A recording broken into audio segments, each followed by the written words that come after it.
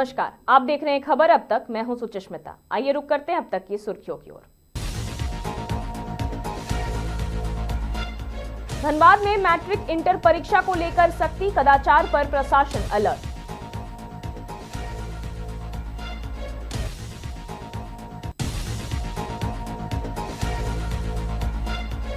बोकारो में अवैध कब्जे पर सख्ती, खाली प्लॉट में चल रहे कबाड़ गाड़ी रिपेयर पर चला प्रशासन का एक्शन।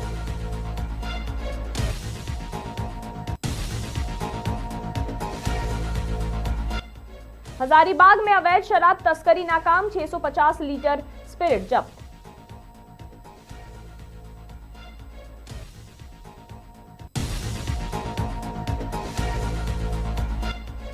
बैंक कर्मचारी उतरे सड़क पर, 5 दिवसीय कार्य की मांग पर देश भर में हड़ताल।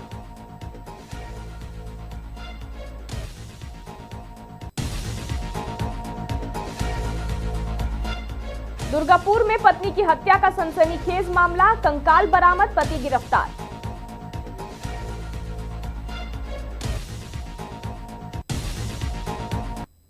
अब बढ़ते हैं विस्तारित खबरों की ओर। झारखंड में नगर निकाय चुनाव को लेकर बड़ी खबर सामने आई है। राज्य निर्वाचन आयोग ने नगर निकाय चुनाव की घोषणा कर दी है। इसको लेकर राज्य निर्वाचन आयुक्त ने आज प्रेस कॉन्फ्रेंस कर पूरे चुनावी कार्यक्रम की जानकारी दी।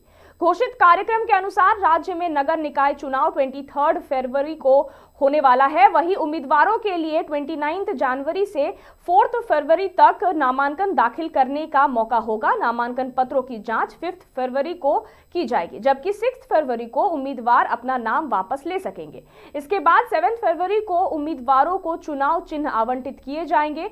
मतदान के दिन मतदाता सुबह 7 बजे से शाम के 5 बजे तक अपने मताधिकार का प्रयोग कर सकेंगे। वहीं चुनाव परिणामों के लिए मतगणना 27 फरवरी को की जाएगी। राज्य निर्वाचन आयोग ने निष्पक्ष, पारदर्शी और शांतिपूर्ण चुनाव करने के लिए सभी तैयारियां पूरी होने का दावा किया है। बता दें कि राज्य में कुल 48 नगर पालिका, 9 नगर निगम, 20 नगर परिषद और 19 नगर पंचायतों के कुल 1087 वार्डों में वार्ड पार्षद है।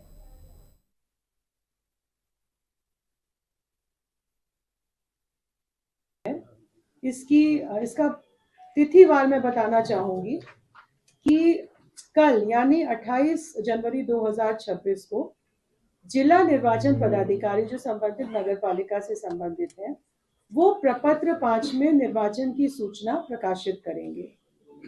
29/1/2026 से 4/2/2026 तक नाम निर्देशन करने की तिथि है, यानी नॉमिनेशन फाइल करने की तिथि है। इसकी स्क्रूटनी 5 फरवरी 2026 को की जाएगी। नॉमिनेशन वापस लेने की तिथि 6 फरवरी 2026 है।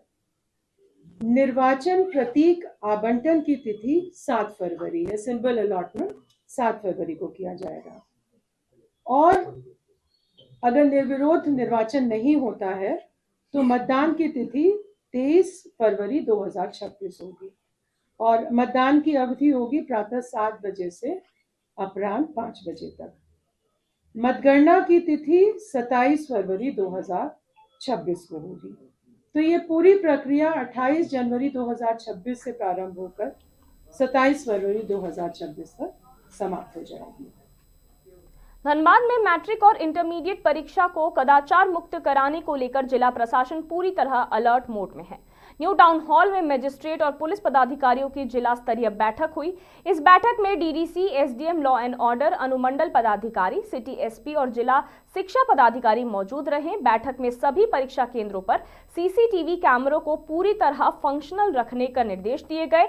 वहीं परीक्षार्थियों की सुविधा के लिए रूम नंबर के साथ साथ रोल नंबर स्पष्ट रूप से डिस्प्ले करने को कहा गया। इसके अलावा परीक्षा केंद्र में प्रवेश से पहले सख्त जांच सुनिश्चित करने के भी निर्देश जारी किए गए हैं। प्रशासन ने स्पष्ट कर दिया है कि परीक्षा पूरी तरह निष्पक्ष, पारदर्शी और कदाचार मुक्त माहौल में कराई जाएगी। देखिए, जैसा कि डीडीसी साहब ने पहले ही बताया, तकरीबन 25 से 30 हज़ार के व्यक्ति आपके इसमें क्लास 10th एग्जाम में बैठेंगे और तकरीबन 30,000 व्यक्ति आपके क्लास 12th एग्जाम में बैठेंगे। इसी के बाद जिस हिसाब से तकरीबन 81 और 96 सेंटर्स 10th और 12th के लिए वो किए गए हैं। चिन्हित किए गए हैं। हर एक सेंटर पे आपके एक पुलिस पदाधिकारी होंगे और उनके समक्ष कांस्टेबल्स ऑफ फोर्स की भी डिप्यूटेशन की जाएगी। जिला प्रशासन के साथ हम लोग मिलके फोर्स डिप्यूटेशन का मतलब वो बना रहे हैं और आपका बहुत जल्दी ही ऑर्डर दिया जाएगा। दो चैलेंजिंग हो जाएंगे। टाउन हॉल में हम लोग, मैं, डीडीसी और सिटी एसपी और हमारे साथ ADM law and order madam, director madam, SDO साहब, डीओ साहब के साथ सभी प्रखंड से आए हुए प्रखंड विकास पदाधिकारी, अंचल अधिकारी, सभी एग्ज़ाम केंद्र के सेंट्रल सुपरिटेंडेंट, नेशनलाइज बैंक्स जहां पर प्रश्न पत्र रखे जाएंगे वहां से आए हुए उनके प्रतिनिधि, सारे थाना से आए हुए थाना प्रभारी, सभी के साथ एक बैठक की गई थी। आगामी क्लास 10 और 12 के लिए जो एग्ज़ाम होने वाले हैं उसी के लिए जो निर्देश आया हुआ है उसी के लिए आज ब्रीफिंग थी। तो उस ब्रीफिंग में जो पॉइंट बाय पॉइंट करके हम लोगों ने सभी से डिस्कशन किया है, उनके जो जो प्रश्न हैं उनको भी नोट डाउन किया गया है। और जैसा कि सिटी एसपी साहब के द्वारा भी इंस्ट्रक्शन किया गया है सभी फोर्स का, तो फोर्स की प्लानिंग और मजिस्ट्रेट की प्लानिंग भी हम लोग जल्द से जल्द कर देंगे और एग्ज़ाम को स्मूथ कराने का पूरा हम लोग का प्रयास है ताकि शांति वातावरण में हम लोग क्लास 10 और 12 का एग्ज़ाम करवाएं। एग्जैक्ट नंबर तो डीओ साहब का ऑफिस आपको मालूम चल जाएगा, लेकिन 25,000 के आसपास हमारे क्लास 10 में हैं और 25,000 के आसपास अप्रॉक्सीमेटली 50 से 55,000 के बच्चे हमारे क्लास 10-12 में बैठे। कब से कब तक होना है? 3 फरवरी से एग्ज़ाम स्टार्ट होगा और 89 सेंटर्स है जहाँ तक डीओ साहब ने बताया था अभी। तो एग्जैक्ट कौन से प्रखंडवार सेंटर्स है वो भी हम लोग डिटेल आपको अवेलेबल करा देंगे। दंडकारी की नियुक्ति अभी हम लोग प्लानिंग कर रहे हैं ताकि हम लोग को और भी चीज़ें देखनी है, तो दंडकारी की नियुक्ति हम लोग कर रहे हैं। फ्लाइंग मजिस्ट्रेट की तरह रहेंगे, स्टैटिक मजिस्ट्रेट भी हम लोग को करना है। कंट्रोलर्स जो कंट्रोल सेंटर है वहाँ भी मजिस्ट्रेट की डिप्यूटेशन, उनके साथ फोर्स की प्लानिंग, सारा कुछ हम लोग पुलिस विभाग के साथ बैठ के कोऑर्डिनेट करके हम लोग जल्दी से इसको है। बहुत डिटेल इंस्ट्रक्शन आया है वह विभाग का, और किस टाइम पर कैसे कैरी करना है, किसे रिसीव करना है, कहाँ पर सबमिट करना है, रिसीविंग के टाइम पर क्या क्या चीज़ों का ध्यान रखना है, वापस सबमिट करने के बाद क्या क्या चीज़ों का ध्यान रखना है, वो सारा कुछ इंस्ट्रक्शन, डिटेल इंस्ट्रक्शन अवेलेबल करवाया गया है। और ये सारी चीज़ें हम लोगों ने अभी वही डिस्कस की। बोकारो स्टील टाउनशिप में अतिक्रमण के खिलाफ प्रशासन का अभियान लगातार जारी है। टाउन एडमिनिस्ट्रेशन विभाग ने आज सेक्टर 4 में खाली प्लॉट पर अवैध रूप से चल रहे कबाड़ और गाड़ी रिपेयर के काम पर सख्त कार्रवाई की। अभियान के दौरान सुरक्षा टीम ने मौके पर खड़ी गाड़ियों के टायरों से हवा निकाल दी। वहीं रिपेयर सेंटर के प्रतिनिधियों ने 2 दिन के भीतर कबाड़ और गाड़ियों को हटाने का आश्वासन दिया। टाउन एडमिनिस्ट्रेशन विभाग ने DGM lieutenant colonel Rajendra Shekhawat ने साफ कहा है कि व्यापार करने पर कोई आपत्ति नहीं है, लेकिन खाली प्लॉट पर अवैध कब्जा किसी भी हाल में बर्दाश्त नहीं किया जाएगा। उन्होंने 3 दिन का समय देते हुए चेतावनी दी है कि तय समय में प्लॉट खाली नहीं हुआ तो आगे कड़ी कार्रवाई की जाएगी। आज कहाँ गए थे अतिक्रमण? कुछ नहीं, ये वीडियो आपके समक्ष है, इसमें देख लीजिए। खाली प्लॉट का एक प्लॉट होल्डर जिसका कि ऑलरेडी मारुति का इतना बड़ा उसने प्लॉट ले रखा है, उसका किराया दे रहा है। पास में जो प्लॉट है वो खाली प्लॉट है, उसका वो मिसयूज़ कर रहा, ना तो बीएसएलओ किराया दे रहा है ना कुछ दे रहा है। और उसमें किस तरह के उसने कबाड़ का डंपिंग कर रखा है और किस तरह से इलीगली उस वहाँ पर गाड़ियाँ खड़ी करके उनका रिपेयर कर रहा है, वही बताने गए थे। वो स्वेच्छा से मान गया है और 2 दिन वो खुद खाली करेगा। हमने कहा 3 दिन में खाली कर लो, 3 दिन में खाली नहीं होगा तो सारा कबाड़ हटाया जाएगा। आपके मीडिया के थ्रू मैं बताना चाहता हूं कि जो भी खाली प्लॉट ऐसे हैं और जो प्लॉट होल्डर उसका मिसयूज अब्यूज़ कर रहा है और बीएसएल मैनेजमेंट को ना तो किराया दे रहा है और ऊपर से उसके ऊपर इलीगली कब्जा कर रहा है, आप व्यापार कीजिए, कब्जा मत कीजिए। हजारीबाग से एक बड़ी खबर सामने आ रही है, जहां उत्पाद विभाग ने अवैध शराब तस्करी के खिलाफ बड़ी कार्रवाई की है। NH33 स्थित डेमोटार के पास एक टाटा मैजिक वाहन से करीब 650 लीटर स्पिरिट जब्त की गई, जिसे वाहन में बनाए गए सीक्रेट चेंबर में छुपाकर ले जाया जा रहा था। गुप्त सूचना के आधार पर की गई इस कार्रवाई में 2 आरोपियों को मौके से ही गिरफ्तार किया गया। उत्पाद विभाग ने साफ किया कि अवैध शराब के निर्माण और तस्करी के खिलाफ अभियान आगे भी जारी रहेगा और शराब माफियाओं को किसी हाल में बख्शा नहीं जाएगा।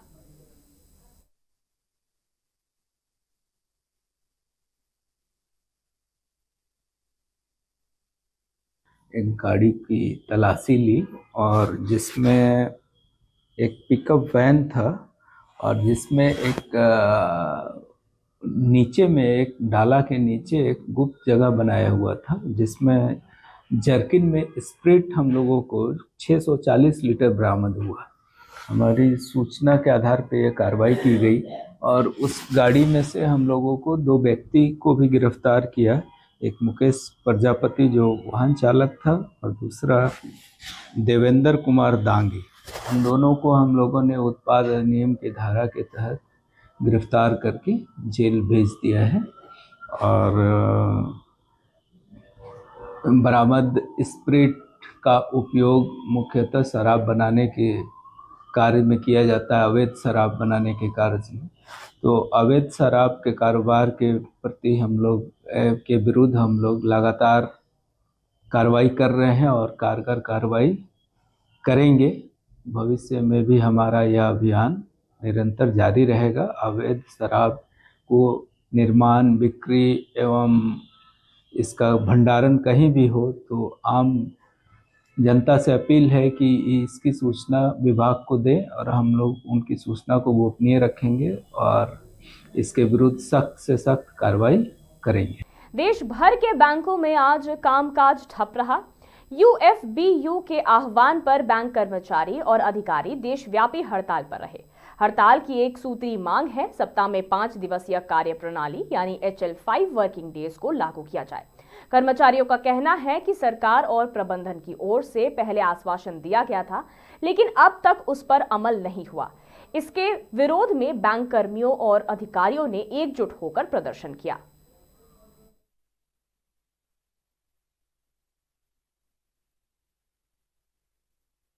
बोल रहे थे अभी ये हमारा बस ट्रेलर है, पिक्चर अभी बाकी है। अभी तो ये फर्स्ट डे है ये, और उसके बाद आगे हो सकता है हम लोगों को बहुत दिन, 2 दिन 3 दिन करके हम लोगों को हड़ताल करना पड़े राष्ट्रव्यापी दौर पे। तो अभी ये शुरुआत है, अभी देखते हैं कहाँ तक जाती है बात। और 5 डेज़ बैंकिंग हम लोगों को चाहिए और सिर्फ 2 सैटरडे की डिमांड है। एक्चुअली 5 डेज़ नहीं है, 2 सैटरडे की डिमांड है। ये प्रधानमंत्री जी को समझ में नहीं आ रहा है। हमारे केंद्र सरकार को ये समझना होगा। बहुत सारे LIC में, इंश्योरेंस में ये सब हो चुका है। अब हम लोगों को समानता का अधिकार हम लोगों को भी मिलना चाहिए और 5 डेज़ बैंकिंग हम लोगों। दुर्गापुर से एक सनसनीखेज मामला सामने आया है, जहां एक पति पर अपनी पत्नी की हत्या कर सबूत मिटाने की कोशिश का आरोप लगा है। डी सेक्टर मार्केट इलाके में मंगलवार दोपहर आया के काम करने वाली 59 वर्षीय चोबी दास का कंकाल बरामद हुआ, जिससे पूरे इलाके में हड़कंप मच गया। स्थानीय लोगों को घर से तेज बदबू आने पर शक हुआ, जिसके बाद पुलिस को सूचना दी गई। मौके पर पहुंची दुर्गापुर थाना पुलिस ने शव को बरामद कर पोस्टमार्टम के लिए भेज दिया। मृतक के सहकर्मियों और स्थानीय लोगों ने पति प्रदीप चक्रवर्ती पर हत्या कर शव को घर में अंदर नमक डालकर छोड़ने का गंभीर आरोप लगाया है। पुलिस ने आरोपी पति को गिरफ्तार कर लिया है और बताया जा रहा है कि मृतका दुर्गापुर स्टील फैक्ट्री अस्पताल में नर्स के तौर पर काम करती थी और अपने पति के साथ सरकारी आवास में रहती थी। यह हत्या है या इसके पीछे कोई राज, इसका खुलासा पोस्टमार्टम रिपोर्ट और पुलिस जांच के बाद होगा।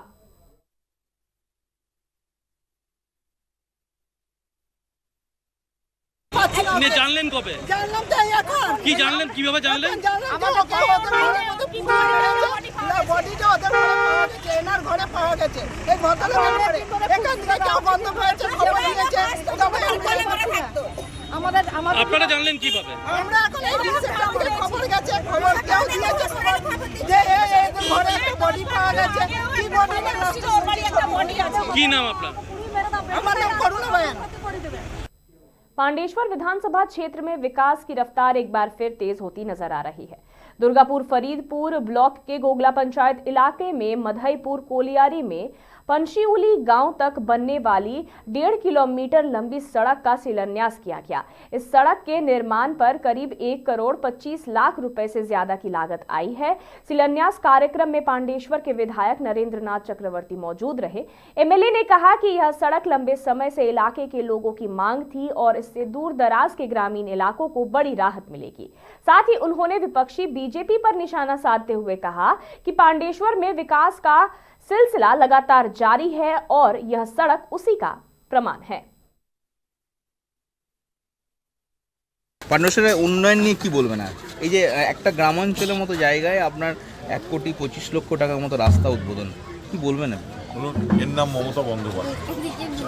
বাংলার মানুষের উন্নয়নে রাস্তা, জল, ইলেকট্রিসিটি, পুকুরঘাট, ড্রেন, প্রতিটা কাজে মমতা বন্দ্যোপাধ্যায় যেভাবে মানুষের পাশে দাঁড়িয়েছেন, এটাই এর নাম উন্নয়ন।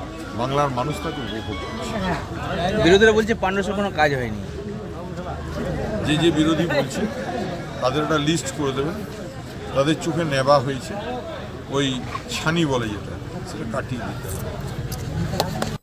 धनबाद के निरसा विधानसभा अंतर्गत चिरकुंडा नगर परिषद क्षेत्र के लिए आज विकास की बड़ी शुरुआत हुई है। नगर परिषद परिसर में एक साथ 35 विकास योजनाओं का शिलान्यास किया गया। विधायक अरूप चैटर्जी और कार्यपालक पदाधिकारी प्रियंका कुमारी ने संयुक्त रूप से नारियल फोड़कर और फीता काटकर योजनाओं का शुभारंभ किया। इन योजनाओं के तहत विभिन्न वार्डों में सड़क, नाली और ब्लॉक का निर्माण किया जाएगा, जिसे 1 माह के भीतर पूरा करने का लक्ष्य रखा गया है। विधायक ने कहा कि क्षेत्र का सर्वोगीण विकास उनकी प्राथमिकता है। वहीं नगर परिषद ने गुणवत्ता के साथ समय पर कार्य पूरा करने का आश्वासन दिया। शिलान्यास कार्यक्रम के दौरान स्थानीय लोगों में खासा उत्साह देखने को मिला और लोगों ने इसे चिरकुंडा की तस्वीर बदलने वाला कदम बताया।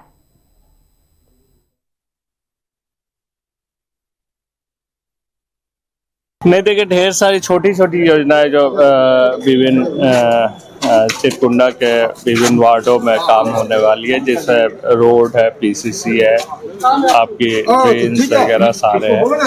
तो इसलिए सभी को एक ही जगह पर शिलान्यास कर दिया गया है। इसके बाद काम इमीडिएटली स्टार्ट हो जाएगा। हम लोग आशा करते हैं जो 1 महीना के अंदर सारा काम कंप्लीट हो जाएगा एवं लोगों की जो समस्या है इससे काफी निदान खुशी भी हो रही है और चिरकुंडा नगर वासियों के लिए हम लोग ने प्रयास किया है। मुझे आशा है कि सबकी सुविधा के लिए हम लोग ये काम कर रहे हैं। टोटल 35 योजनाएं हैं, जिसका टोटल कॉस्ट है 1 करोड़ 20 लाख के आसपास। टोटल योजनाएं छोटी छोटी योजनाएं हैं और हम लोगों ने सभी वार्ड को कवर किया है। संभवतः सभी वार्ड इसमें एडेड हो और हर वार्ड से जो बहुत ज़रूरी लगा हम लोगों को उसे हम लोगों ने लिया है। खबर अब तक में फिलहाल इतना ही और खबरों के लिए देखते रहिए मिरर मीडिया।